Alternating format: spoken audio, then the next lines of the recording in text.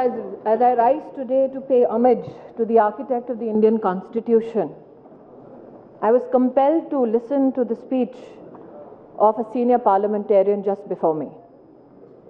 Though there are certain observations I sought to make as a member of Parliament, let it be unitedly said in this Parliament that when we seek to celebrate the life, the leadership, the vision of Dr. Ambedkar, who we all call fondly Baba Sahib, it is not to fragment him into a silo as we shall please. It is to look at his vision for a nation as a whole, look at the concepts with which he examined humanity, and pay homage to what we see before us. The honorable parliamentarian before me said, accused parliamentarians, that possibly this is a game of imagery, where we try to substitute one icon for the other. I think as Indians, blessed are we that on our land walked many great men and women. And while we pay homage to Baba Sahib Ambedkar, we are also united in our homage to Pandit Nehru, Sardar Patel, Motilal Nehru, and also Mahatma Gandhi. Hence, the insinuation that this particular celebration is an attempt to substitute one icon for the other is something I think all parliamentarians can very happily disagree with. The honorable gentleman said that he looked upon Baba Sahib's struggle with his faith, not in people, but in certain religious texts. And he tried to possibly brush all of us, or for that matter, a particular religion with that color. Let it be said today in this august house that when Baba Sahib looked at the concept of equality and liberty, he said openly, I do so not as a student of political science, but because I learnt it so from my master, Buddha. Let it also be said today that when we seek to take up fragments of our history and describe what we were as people, then while the honorable gentleman has the freedom to express a certain text about a jacket from Mayfair, I today quote Mahatma Gandhi from a speech he made in Chatham House in 1931 at the Royal Institute of International Affairs. He said, I say without fear of my figures being challenged successfully that India today is more illiterate than it was 50 or 100 years ago. Because the British administrators, when they came to our country, India, instead of taking hold of things as they were, began to root them out. Gandhi said, they scratched the soil and began to look at the root and left the root like that, and the beautiful tree perished. If Parliament today turns the pages of history, Madam Speaker, I would rather that apart from the challenges that destiny left in store for us, we also look at the opportunity that history unfolded before us. A colleague from Maharashtra spoke about Baba Sahib not only as a visionary leader, but also as a scholar and erudite philosopher.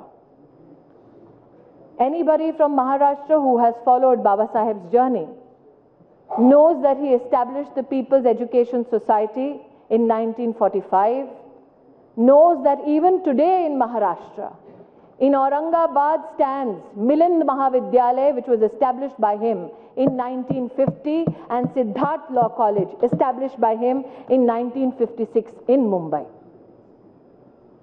And this legacy of Baba Sahib is not to be judged only from the lens of legislation.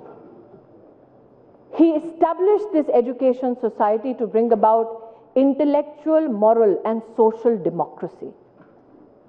And I think that the biggest homage this democratic nation pays to the memory of Baba Saheb Ambedkar is that those two institutions flourish even today in 2015.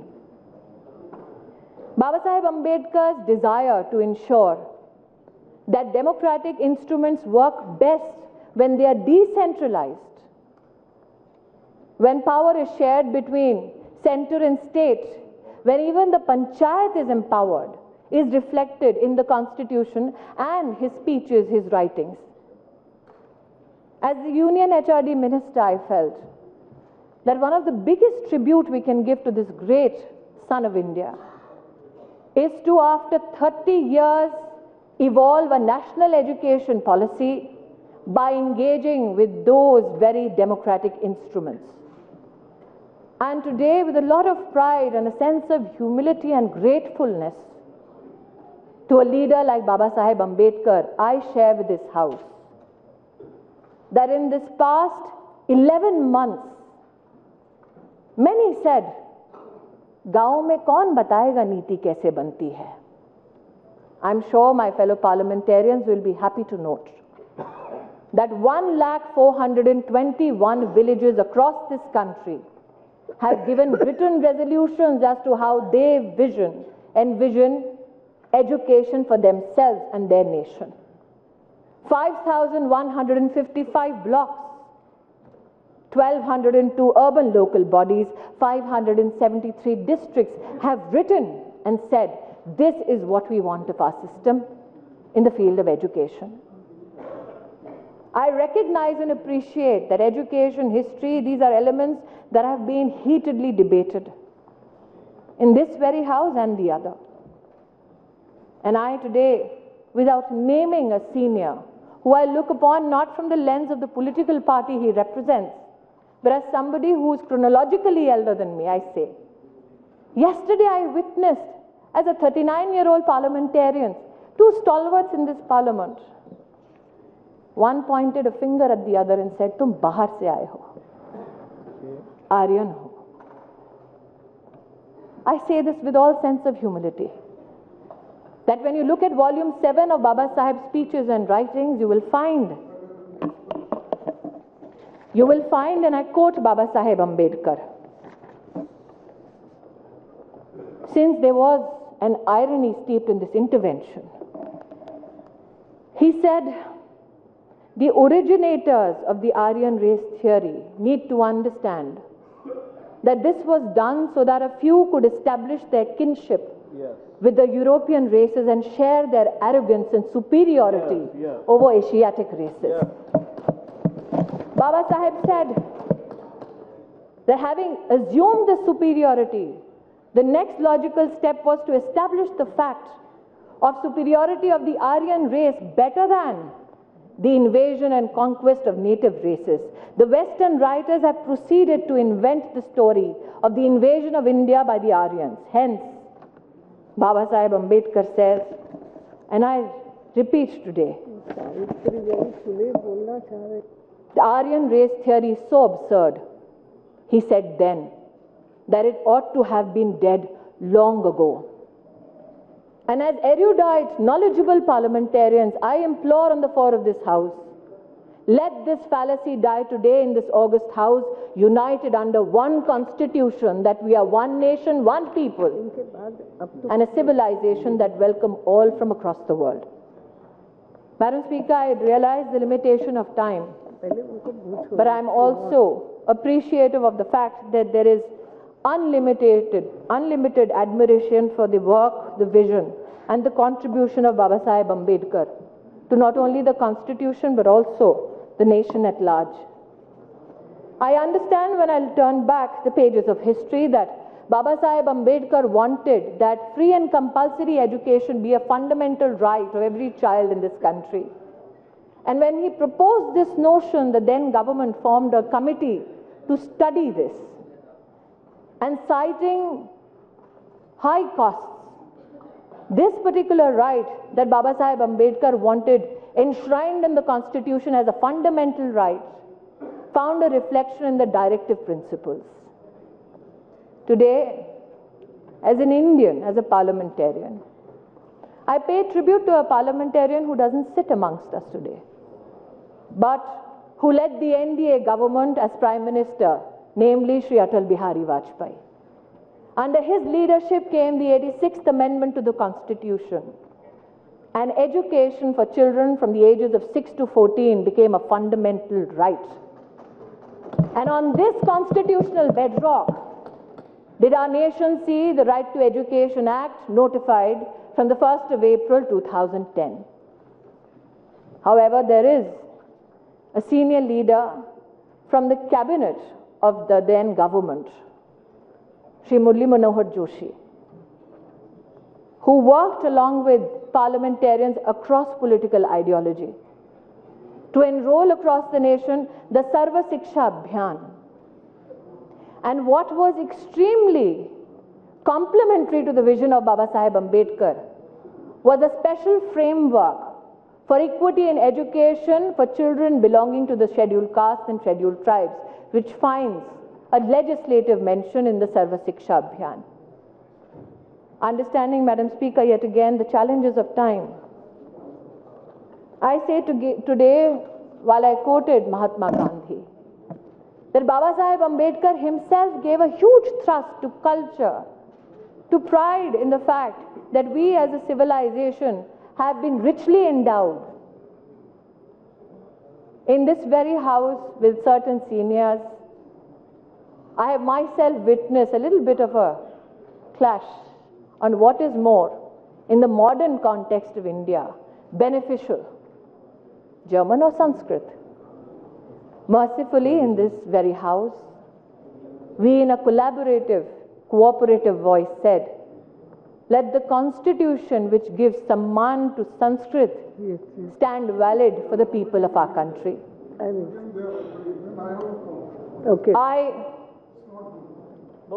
bring to notice, Madam Speaker, that in September 1949, Baba Saheb Ambedkar sponsored an amendment to make Sanskrit the official language of the Indian Union. And one of the people leaders who supported him was Naziruddin Ahmad. The next day, newspapers found a mention of Baba Saheb's response to a correspondent who, when questioned Baba Saheb, why Sanskrit? Baba Saheb turned around and said, what's wrong with Sanskrit? Ironically, 6.5 decades later, that question is still posed and an answer still given, which is the very essence of a thriving democracy. Madam Speaker, as I bring my observations to a close, I would like to here read out Baba Saheb's message to his fellow citizens. He said, and I quote, I do not want that our loyalty as Indians should be in the slightest way affected by any competitive loyalty, whether that loyalty arises out of our religion, out of our culture, or out of our language. I want all people to be Indians first, Indians last, and nothing else but Indians. Madam Speaker, I'm happy to share with you that yesterday across all CBSE schools in our country, children read the preamble. There are many students who witnessed the debate in this august house today.